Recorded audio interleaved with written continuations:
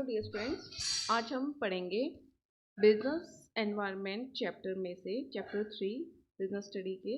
Topic है हमारा आज का impact of policy changes on business in India. Means जो इंडस्ट्रियल पॉलिसी चेंज हुई है उसका हमारी अर्थव्यवस्था पे या फिर हमारे बिजनेस पे क्या उसका प्रभाव पड़ा। पहले हम जान लेते हैं कि न्यू इंडस्ट्रियल पॉलिसी कब आई थी। New industrial policy was introduced on July 24, 1991 by the government of India. Bharat सरकार ने इसको 24 जुलाई 1991 को स्टार्ट किया था। इसके 3 मेन गोल थे जिसको हम एलपीजी के नाम से भी जानते हैं। L stand for liberalisation, P stand for privatisation and G stand for globalisation. Liberalisation होता क्या है? Liberal means removal of unnecessary controls and restrictions on the business.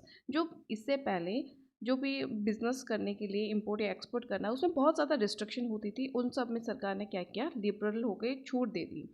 Next one जो प्राइवेटाइजेशन है, प्राइवेटाइजेशन का मतलब क्या है कि बहुत सारे जो सेक्टर्स थे हमारे पहले पब्लिक सेक्टर थे वो सारे प्राइवेट कर दी गए, सभी तो नहीं बहुत सारे।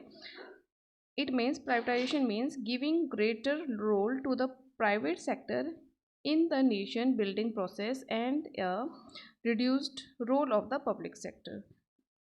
Globalization means बिजनेस को या इंडियन इकोनॉमी को ग्लोब के साथ जोड़ना, पूरे वर्ल्ड के साथ हमारी जो बिजनेस है उसको टाई अप करना। ये था 3 इसका मेन गोल। इसका हमारी अर्थव्यवस्था पे भी बहुत इसका इम्पैक्ट पड़ा है।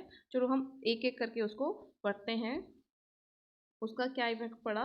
तो नंबर 1 है इंक्रीजिंग कंपटीशन। ठीक है, जब हमारे यहाँ पे न्यू इंडस्ट्रियल पॉलिसी आई या न्यू इकोनॉमिक पॉलिसी आई तो क्या हुआ कि मार्केट में बहुत ज़्यादा कंपटीशन आए, क्योंकि बहुत सारे सेक्टर जो पब्लिक सेक्टर थे वो प्राइवेट हो गए और बाहर से जो फॉरेनर थे वो भी इन्होंने यहाँ पे अपने बिजनेस एस्टेब्लिश किए। इस वजह से क्या हुआ, उनमें बेटर क्वालिटी यहाँ पे देने लगे लोग, अपने प्रोडक्ट या सर्विस को सेल करने के लिए अच्छे से अच्छे चीज़ें मार्केट में लाने लगे। इससे उनमें क्या हुआ, कंपटीशन मार्केट में ज़्यादा बढ़ा। जैसे कि इसमें मैंने लिखा है, देखो, entry of the foreign firms have increase the competition for Indian firms.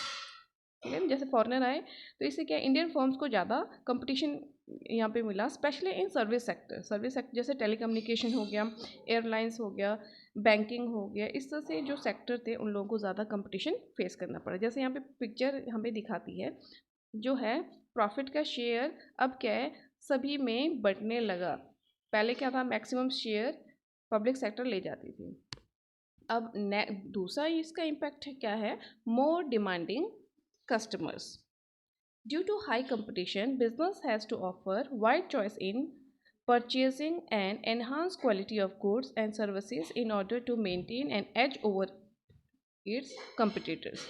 अब मार्केट में कंपटीशन हो गया, ये हमने पहले पढ़ा। इसके साथ अपने कंपटीटर को compete करने के लिए उन्होंने क्या किया, मोर डिमांडिंग कस्टमर, अपनी क्वालिटी में इम्प्रूवमेंट लाई और कस्टमर की डिमांड को ध्यान में रखते हुए प्रोडक्ट बनाने लगे। नेक्स्ट इसका इम्पैक्ट देखते हैं, रैपिडली चेंजिंग टेक्नोलॉजिकल एनवायरनमेंट। पहले क्या था, जो इंडियन इंडस्ट्रीज़ थी ये ज़्यादातर लेबर इंटेंसिव होती थी। जब बाहर से भी लोग आए यहाँ पे, न्यू बिजनेस एस्टेब्लिश हुए, प्राइवेट सेक्टर पे यहाँ पे आए तो यहाँ पे टेक्नोलॉजी भी बहुत ज़्यादा यूज़ होने लगी। Increase competition made it compulsory for Indian firms to adopt the latest technology in production. उनको भी ये करना पड़ा। Use of advance technology provides a competitive edge and helps to remove machine process production and services. However, rapidly changing technology creates tough challenges for smaller firms due to the shortage of fund. लेकिन इसके कारण क्या है, हमारे जो छोटे छोटे businessman थे उन लोगों के लिए कंपटीशन भी ज़्यादा हो गया और इंडियन इकोनॉमी में क्या प्रभाव हुआ, सभी टेक्नोलॉजी को अडॉप्ट करने लगे। नेक्स्ट है मार्केट ओरिएंटेशन। देखो अब यहाँ पे क्या हुआ, अब हर तरह के यहाँ पे बिजनेस करने लगे, प्राइवेट सेक्टर भी है, पब्लिक सेक्टर भी है, फॉरेनर भी है। तो due to competition in market, production oriented business firm have shifted to market oriented business firm. पहले क्या था, बिजनेस ओरिएंटेड, जो बिजनेस वाले प्रोडक्ट बनाएंगे हमें वही परचेज करना है, लेकिन अब क्या है, सिनारियो चेंज हो गया है।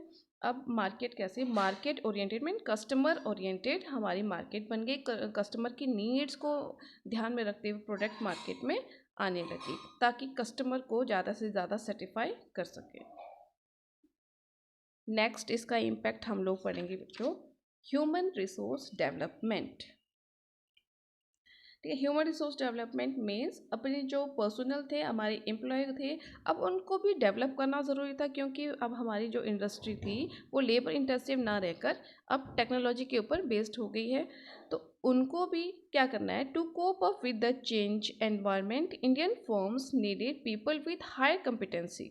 अब इंडियन इंडस्ट्रीज़ को भी क्या हुई, जो हाई कम्पिटेंट थे, जो टेक्नोलॉजी फ्रेंडली थे, उनकी नॉलेज इस तरह के लोगों की ज़रूरत होने लगी। Hence Indian firm started to develop human resource by providing appropriate training. अब इंडियन फर्म ने क्या स्टार्ट कर दिया, अपने एम्प्लॉय को अप्रोप्रिएट ट्रेनिंग देना स्टार्ट कर दिया, ताकि वो लोग भी इस न्यू एडवांस टेक्नोलॉजी को यूज़ कर सकें, so as to update their knowledge and improve their skill, ताकि हमारे जो एम्प्लॉय थे वो भी अपने नॉलेज को अपडेट कर सके, अपने स्किल को और ज़्यादा इम्प्रूव कर सकें। नेक्स्ट इसका हम इम्पैक्ट पढ़ रहे हैं, disinvestment in public sector undertaking. ठीक है, पहले क्या था कि सरकार बहुत ज़्यादा इन्वेस्टमेंट पब्लिक सेक्टर में करती, डिसइन्वेस्टमेंट मीन इन्वेस्टमेंट रोक देना, डिसइन्वेस्टमेंट करना स्टार्ट कर दिया आफ्टर इकोनॉमिक रिफॉर्म। जब इकोनॉमिक रिफॉर्म हुए, the role of public sector has declined. अब क्या हुआ, role of public sector decline हो गई, डिक्लाइन मीन्स कम हो गए। बहुत सारे जैसे यूनिवर्सिटी पहले पब्लिक सेक्टर में थी, प्राइवेट हो गई, सर्विसेज जो थी वो भी प्राइवेट काफ़ी हो गई हैं। At a result, public sector enterprises need to efficient and generate their own resources to compete with private enterprise। और सरकार ने डिसइन्वेस्टमेंट इसलिए भी किया ताकि जो पब्लिक सेक्टर थे वो भी क्या कर सकें, एफिशिएंटली काम कर सकें और अपने लिए रेवेन्यू जनरेट कर सकें। इसी के साथ ये टॉपिक यहीं पे एंड होता है। आई होप आपको समझ आया होगा। Thank you. Stay home, save life.